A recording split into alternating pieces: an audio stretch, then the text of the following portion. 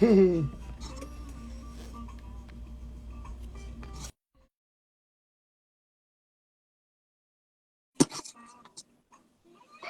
up, Charles? What's up, Jasmine? Hey, hey, there you go with the glasses. Good. Hey, that's what I'm talking about. You good? Can you hear me? Yeah, I'm good. Okay. I can hear you. Okay. All right, man. So I got Charles and Jasmine on here. Hey, Charles. Hey, Jasmine. Jessamine, is that Jessamine? Jessamine? 5830? Is it Jess? Is it Jess? Hey, man. Make sure I clean my glasses right quick so I can see. So anyway, I'm getting everybody on here. What's up, Charles? Hey, man. What's going on, fam? Yeah, man. I'm glad you're on the live with me, man. I'm just, doing the same thing. Man, that's Big C. Hey, Big C. Charles, hey! Yeah, so anyway, so you got a little jazz playing in the background and everything. So anyway, but the reason why I was talking again about the spot market is because like I said earlier about the I heard an interesting conversation about they said that the Americans now we're at, hey, Charles spoke. You see Charles? So anyway, it was talking about the average household today that the consumer right now is like I think it said $17 trillion. And so if the consumers are if it's $17 trillion in debt, what happens is that if eventually people start, run out of money to spend, then it's going to slow the trucking industry down. So that's what you're starting to see, and the trend is starting to, and the trend is starting to, it's starting to trend in a different direction. And then you got to realize that. What's up, nephew? Hey, Kelsey. Hey, Ritu. Hey, Ritu. And so what happened is that, the spot market situation is not allowing, the average is like $1.60 a mile. And so now, because you have so many trucks out here, that the spot market is becoming oversaturated. Nothing to it, nephew.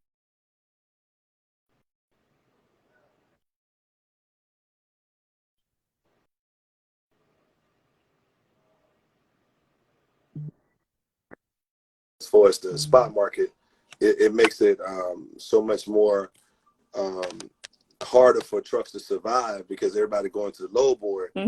And so, I remember when I was telling you that when I took that class, when I went to Athens and I was dealing with those, when I was talking to those billionaires and it was on the panel, it's just so happened that when most of them was talking about that the spot market is going to continue to go down, and that's been almost 3 weeks ago, and the spot market has continued to go down.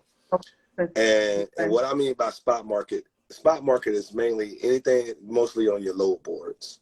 And the reason why the spot market is having such a hard time is because, like I said, if you're in a contract, most people that have contracts now, they're not turning that freight down. Because they're getting a decent rate for it, but it's not the best rate.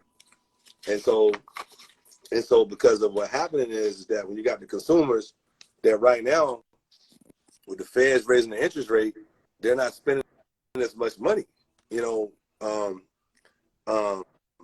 can look around. Excuse me. You can look around. You see Amazon trucks all over the place. Yeah.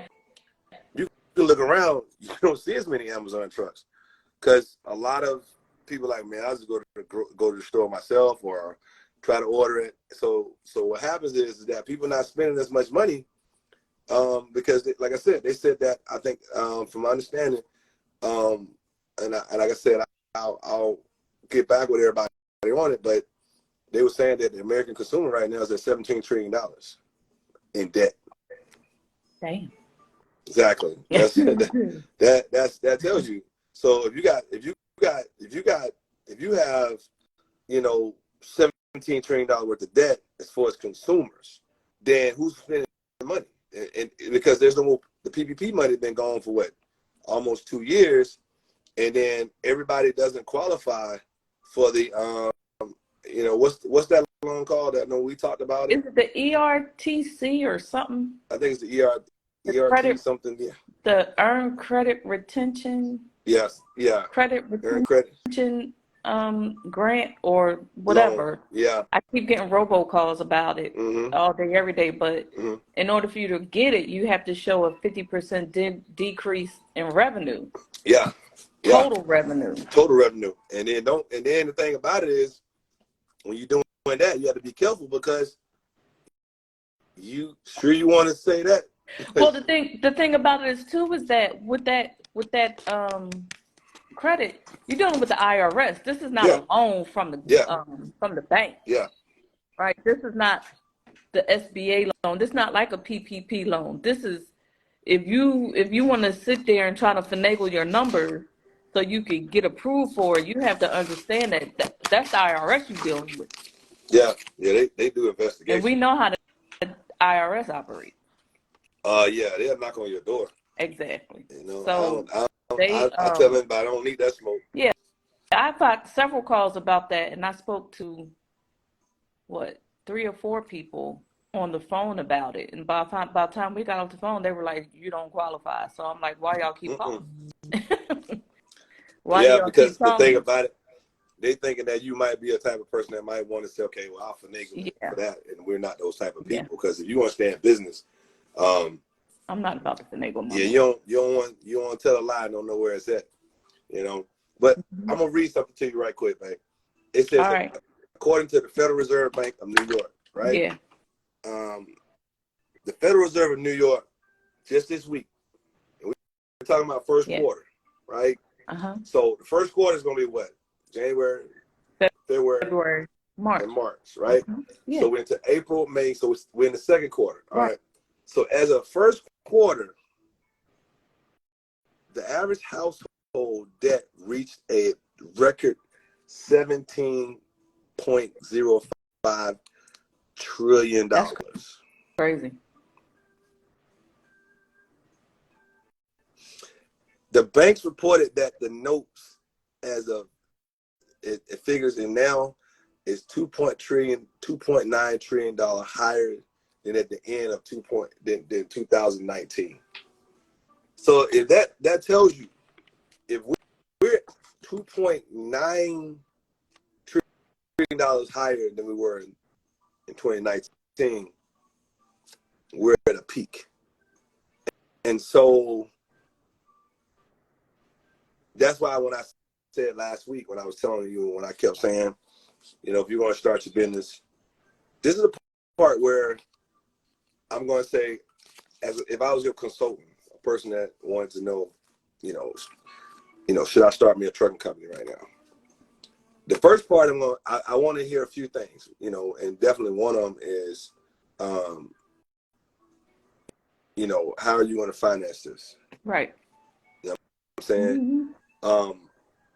Because if you're going to pull equity out of your house, out of your home, let me just say home, then how are you going to do that? Because I want to know, are you trying to get, I think it's what's called the HELOC loan, HELOC loan, as far as like, you know, borrow against the equity in your home. Home equity line of credit. Yeah, which is a home equity line of credit, which is what they call the HELOC loan. But I would not, because when I had to do my refund, when we had to do our refinance, we wouldn't have done that if, the good thing about it, I think we still right at a 4, but we was at a 2, but we was in that 7-year. So with the 7-year deal, we had to refinance. We had no choice. But if anybody's going to take and pull money out of their home to do a refinance right now, I wouldn't touch it, because I think the interest rate like 7%, somewhere between 6 and 7. Mm-hmm. You see what I'm saying? Hey, Carrie. Hey, Carrie. So I'm saying so with me talking about, things that with the $17 trillion first quarter debt, that's why I said, hey, what's going on, man? What's up, T? I know, how you doing? How you doing, cuzzo? And so what happens is that when you think about being in that much debt, as far as Americans, Mm-hmm.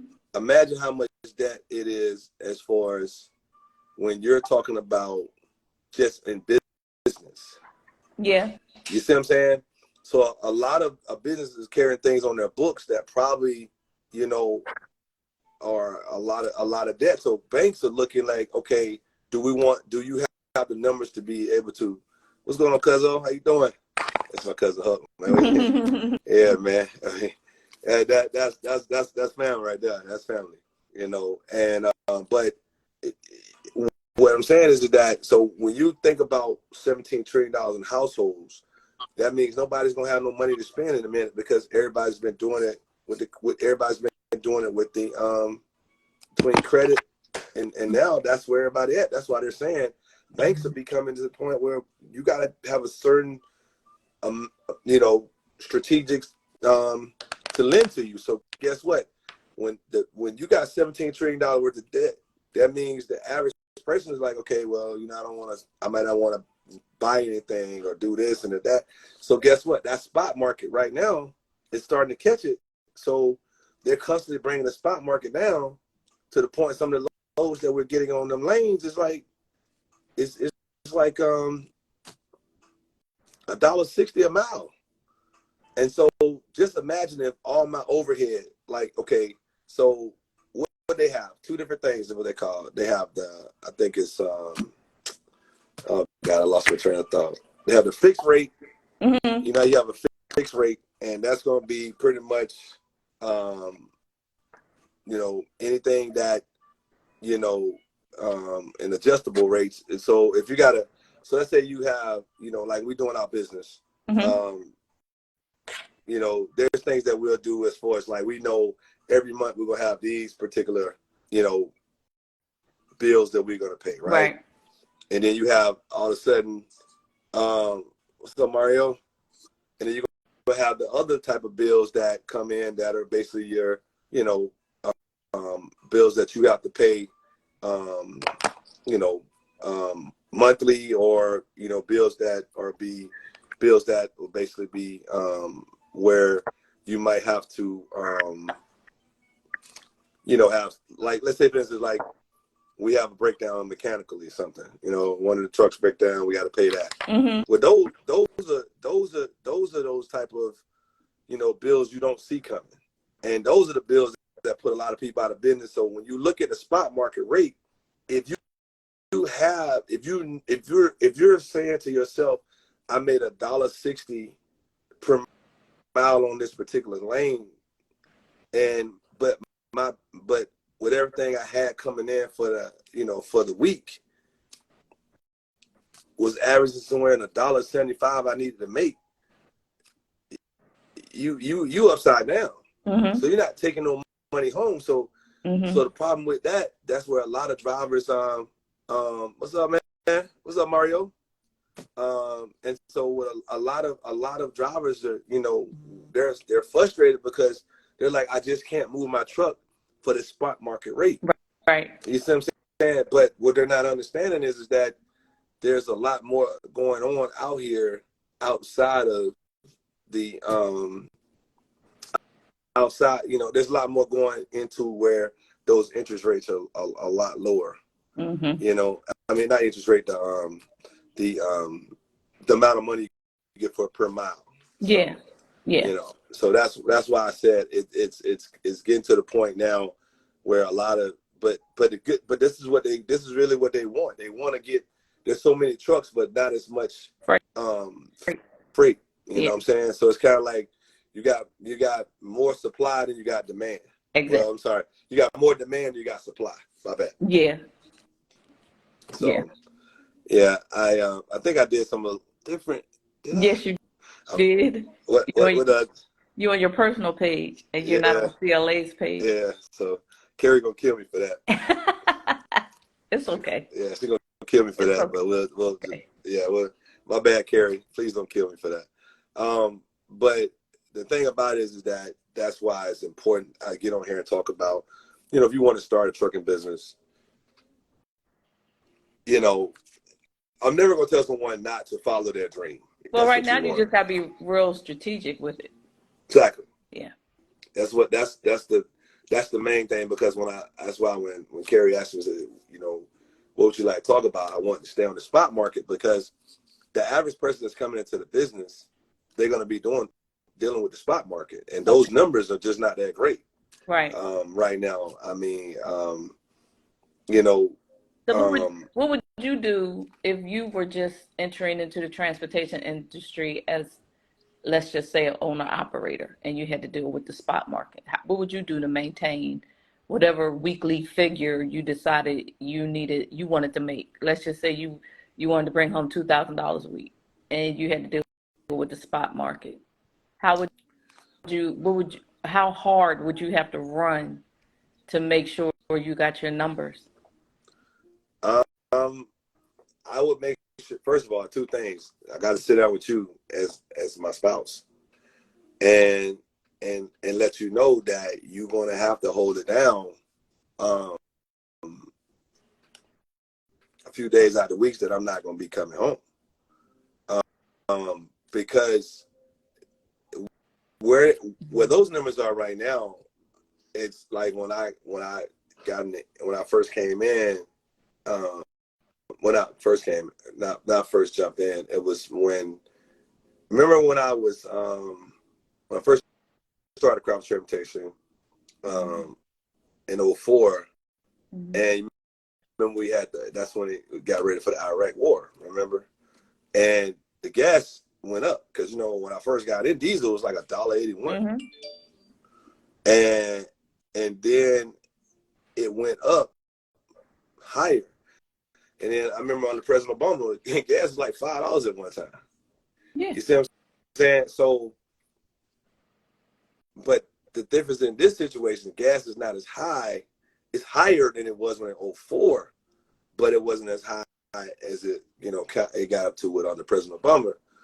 But the problem is the spot market is below. It's almost back to where it was in maybe 2017, we was getting like $1.50. So the cost per goods, as far as having to have diesel, if you have a truck that's not getting at least 6 miles to the gallon, 6. If your truck is getting somewhere like 4 and 5, you're not making any money. So what do you do to make the money? In order to survive what's going on right now, you have to have a balance of two. You got to stay in your truck, meaning, and then you have to find a lane to run in. Okay. Like, I give you a perfect example. There's no way I'm going to take a load and go from Georgia to California and bypass Texas. There's no way. I'm going to go from Georgia to Texas and back. Make sure my back haul is somewhere coming out of Texas, or somewhere between Louisiana, or maybe go up a little bit into that that Chicago, Midwest areas, St. Louis. But I'm gonna have to run it the same way it seems like the stock market is. It goes up, it goes down. So I'm gonna go this, but before the stock market changes, a run like that will get you $2,500 in a week, but you're not gonna get that now. You're not the way you can get $5,000-$6,000. You can still make the money. The difference is most of these guys want to be home every day. That's not gonna work. Gotcha. Those days are over with. You're not gonna be home So when you ask me, hey, what would I do? Mm-hmm. Literally, I'm going to sit here and think about it. I'm gonna do my research first Mm-hmm. before I jump in. Mm-hmm. I'm going to get with individuals like myself or guys that's already in it. But the one thing I will tell guys, you can make money. Like I was telling, I told Dre, I said, look, man, you can, if you're going to run, get in this 250-mile radius, that still give you a little bit of time out, and they still get some home time too. It's a balance. You have to be able to balance the two. If you don't balance the two, then, that's what I'll tell any young, the young ones coming in, you know what I mean? So that's what I mean when I say, it's important that you do your homework, you do your research, and get with an individual like myself that can say, okay, hey, because I'm not gonna tell you not to do it, because remember when I did it in 2004, it was like I said, it was getting ready. I think we was getting ready for the Iraq War, and so the first thing went up was gas and diesel. So I could have automatically, I don't know, babe. But you remember many nights that I stayed out. Remember, I found a lane that you might not see me for. I might leave that morning. Exactly. Mm-hmm. About 2 days. And so that's why I tell anybody that you're in a relationship or marriage or whatever. First thing is sit down with your spouse and say, hey, when I start this business, but the main thing is doing your research. When you do your research, it's gonna tell you. And then you got to sit down and explain to your significant other and say, hey, you know what, this is how this is gonna be. I hope you got my back. And then in our case, you have my back 100%. And now you're part of the company that we created in 2004. I mean, you wouldn't have thought that in 2004 when we first started the company. Okay, my wife business is gonna be working for the company. That's not what we even thought about. It was like, but then you realize that I helped them start this, so why not help them run it and grow it? So that's what we've been. That's why I was saying that it was important for us to try to get this out there. That's why we do the lives and stuff. And I just want to plug this in and get everybody ready for our podcast in the comments. We're gonna be doing our podcast very soon. So that everybody can, start having some interviews where, being able to ask questions and things. Because, in my opinion, if I had to ask somebody say, okay, how you think we're going to survive this? I tell them the next 18 months is going to be, it's going to be different. The only reason I say this one is different from when I started in 2004 is because of the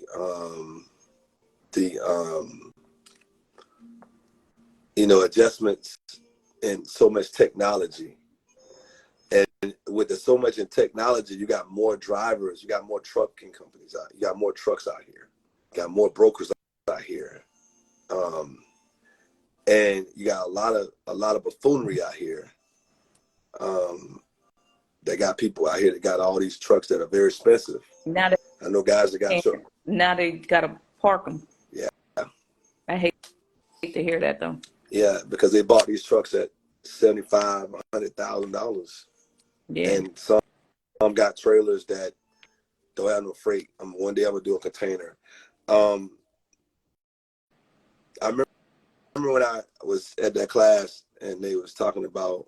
I want to say, and I don't want to 100% do all the statistics, but those numbers was like 70. I want to say, at the rate of almost 70 to 90,000.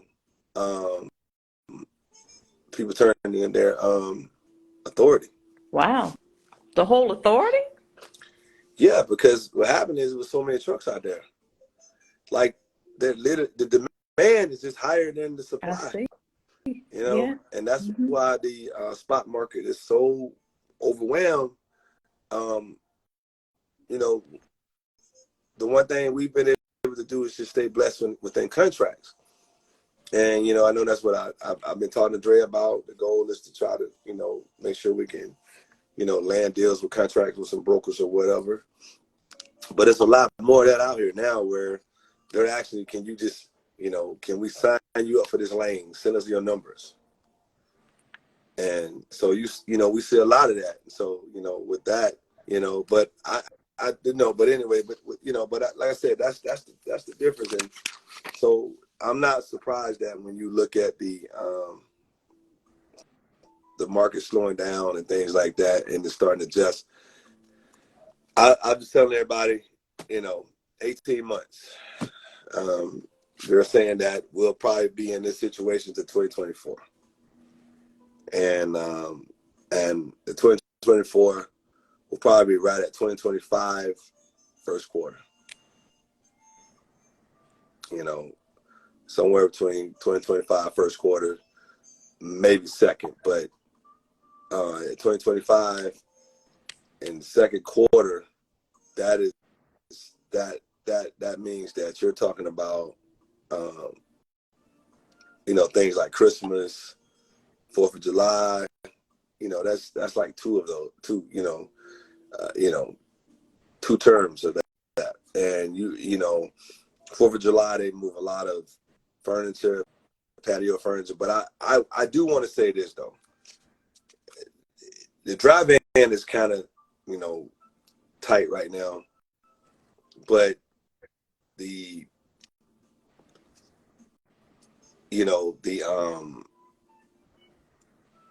reefer has took a dip because there's not so many people at home. Everybody kind of sort of back to work. So there's a lot more eating out versus a lot more groceries in the stores, people, but when but as you continue to go, between the dry and the reefer, the flatbed, because it's seasonal, it's picking up. I think the flatbed, especially depending on what areas you are in, especially in the South right now, you get a lot of grass, seeds, bricks. The difference is with the sod, all those things right there went into building with with building houses, right? Mm-hmm. So you'll see housing market slow down in a minute. And when you see the housing market slow down, that hurts flatbeds. And and the reason why I brought that up is because when I went to dealing with that class, they do a forecast. They're having the flatbed took a hit in 2023, but they're looking for the flatbed to go up by 20% in next year in 2024, because they feel like, okay, if the housing market come down a little bit, then there's going to be some people you want to build because now it might be a little bit cheaper. They'll probably cut down places like things like lumber, sod, all the different things to try to bring that cost down. So the flatbeds will always be good. But with the drive-in, and I'm looking at my notes, looking at my notes, the drive-in, they're saying by 2024 should be about the same 25%. But I know a lot of people saying the drive-in right now is just took a dive. But it took a dive only because, hey, Tasha, Tasha, I think it's Tasha 625. How you doing? I can't see nobody else. You can't see nobody else? No, okay. I can't see who's joining. Okay. So anyway, so like I said, we, just get on here talking about the spot market. If you got friends and family that literally want to learn about how to start your trucking business, run your trucking business, or grow your trucking business, just get on the live, maybe free advice. And then if it's something you need for me to try to sit down and do one-on-one with you, then that's the consultant side. And like you said, earlier, you asked me, you said, okay, why would I do this? Would I start a trucking business right now? Me personally, I would start my trucking business now, but I would make sure that I'm educated on how to start my trucking business. That's the key. Because you can lose everything. Sometimes it'd be so far to the point you can lose your marriage. Yeah. And so, so the one thing about I will consult with you on, tell the family, friends, you know, hey, I know someone that can walk you through it. You know, hey, I've been through it. I've been through it, and there's not most of the people. If you ask them, like, yeah, you know, they'll say T's been through it, and he's gonna make sure that he gonna tell you the truth. I'm not gonna sugarcoat it. I'm not gonna sit here and tell you you're gonna make $1 million the first 3 years. I'm not even gonna tell you that lie. I'm not. You got the wrong person here. I be looking at you crazy. I be looking at you like, you sure that's what you want? $1 million? Okay. Yeah. I don't know how you're gonna get it. You know, but you know me, I always say this. This is one of my, and Dre always say this, man. You always say that I got a bridge I'll sell you on 285. You just pick one, but give me the money first, and then go get your bridge. Now, where you gonna get your bridge from and the title, I don't know, but I got my money and I'm gone. That's what I mean.